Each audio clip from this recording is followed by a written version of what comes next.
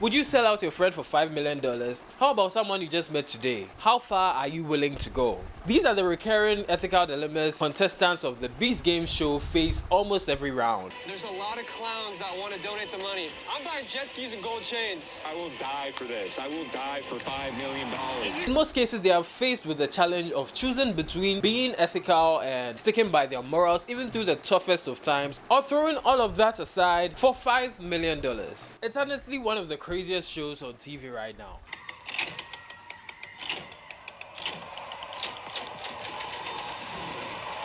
For those who may not be aware, Beast Games is a show by YouTube's biggest creator, MrBeast, where 1,000 contestants compete for $5 million by playing a series of games which depend on skill, chance, and most of the times betrayal. But none of these games are as straightforward as you may think. In almost every one, there's a twist, where you may have to put your morals aside to betray someone and move to the latter stages, or sometimes you may be required to sacrifice yourself just so the other people can move on to the next round. So while some others played with fairness, integrity and honesty, $5 million is a lot of money. This is life-changing money, and for most people it will be the only time they get so close to that much amount of money. So this game is not about who's the most honest or who is going to play the fairest, but instead it's going to be about who is going to be able to pair integrity and ingenuity the best. But of course, as you'd expect, there were a lot of people who decided to play with lies, manipulation and dishonesty. And those are the people we are going to be talking about in today's video. These people put their morals aside and decided the money was much greater than integrity, which is understandable for the context they were in. This is a game show for people to come and win money, not to make friends. Makes sense. Because getting so close to $5 million and only walking away with zero is crazy. You could just go back to the city. He doesn't have anybody. I'm sorry. So a lot of what they did was understandable, but still unfair. So let's talk about it. But before we get into it, please remember to like the video and subscribe to the channel for more. Let's get into it. So I'm going to start from episode 3, also known as the solitary experiment. I am going to start a 5-hour timer. You guys will have that time to decide which two of you are moving on and which one of you will be chained to the wall of the queue, thus eliminated from the show. So for this game, the rules were simple. 3 people are going to be put in a box, and of those 3, at least 2 of them are friends and the other is a stranger. So the goal is to eliminate one of the 3 people in the room in 5 hours, or all 3 people get eliminated. So if you like, you could sacrifice yourself and give the other 2 people a chance at the $5 million. I mean, nobody would just leave without trying to make a case for themselves, right?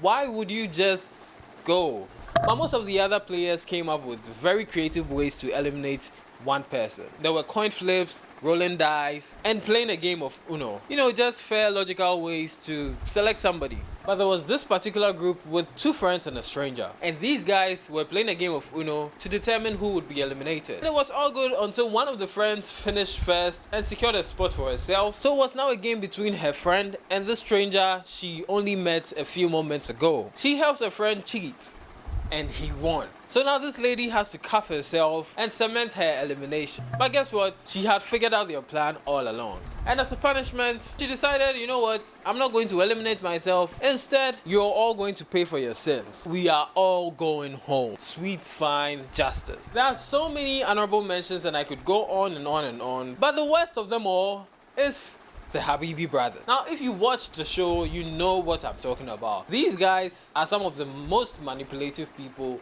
you're ever going to find. And what they did was so psychotic. So very similar to the other one, it was 2 brothers against a stranger. And of course, the brothers were not willing to sacrifice either of themselves for the stranger to advance to the next level. So they came up with a plan. I'm with 2 brothers and they already told me I was going to be the one going home. They told me this earlier. So I said, fine, if I'm going home, if you can't decide one of the 2, then you can come with me. So let's see how they do. The younger brother was not going to participate in any of the games that anybody in that box was going to suggest. So he was just going to sit in the corner and pretend as if he did not care at all. All the while, the brother would be trying to get into the mind of the other player, weaken her defenses, and manipulate her into thinking that her leaving was actually what was good for all of them. And now your decision is going to result in all 3 of us leaving. That means you're guaranteed to leave. We're negotiating your demise. If you I'm going to say it one more time. I'm going to say it one more time. The point that you are making is you are negotiating your own demise. This went on for so many minutes that at the end she had lost all sense of hope. They eventually played a game removing her, securing a spot for themselves, and creating a bunch of enemies for themselves. And this is what the brothers had to say about it. They're probably gonna think you're evil, but it worked. You didn't have to play. So we played, me and my brother were secretly talking to each other the entire time. And basically she doesn't know about it. Whoa. Whoa. Bye. Oh my God. I'm a genius. I'm a genius. Now let's move on to something that is objectively more heartbreaking. This part showed me a lot about trusting people. This is JC. Through the show, JC has been a very soft, quiet man who smoothly glides through every challenge, leaving little to no impression at all. Until this episode, I only knew him as the guy who wouldn't stop crying. He would just break down and start crying even when he didn't need to. Apart from being overly emotional, this man also pretended to care about people, even criticizing others when they made tough decisions to try and stay in the game. By choosing Jasmine. Dino, I have a lot of respect for you, but I think you chose Jazz as bait. And that's a shitty thing to do. You would come to learn that this man would have done so much worse if he was to be in any of the positions of the people he was criticized. So with that background, let's get into the episode titled Betray Your Friend for $1 million. So in this episode, there were 10 contestants left in the game, and in front of them sat $1 million. These 10 contestants were going to take turns one after the other, collecting as much money as they wanted. The first person could take all 1 million, leaving the rest with nothing, and they wouldn't be breaking any rule. But these were the last 10 of the 1,000 contestants. They had been through it all the physical and mental games MrBeast and his team had played on them. They had seen the very worst in people, and finally they had a chance to each share $1 million between themselves. In fact, these people had met each other's families and had become very close. So there was a bit of an unspoken understanding that everybody was going to take an equal amount of this $1 million. And boy, were they wrong. So this is how it was supposed to go. The whole team chose this woman to go first, and according to the rules of the game, she's supposed to choose someone that she trusts and considers a close friend. And personally, I believe she let Queen down, but that's just by the way. So she selected Mikey, and Mikey selected JC. JC selected this woman, and so on and so forth. Everybody is choosing their best friends. So it was finally time for the games to begin. The first player went out there and collected $100,000. That's 10% of the amount, leaving $900,000 for the rest of the people.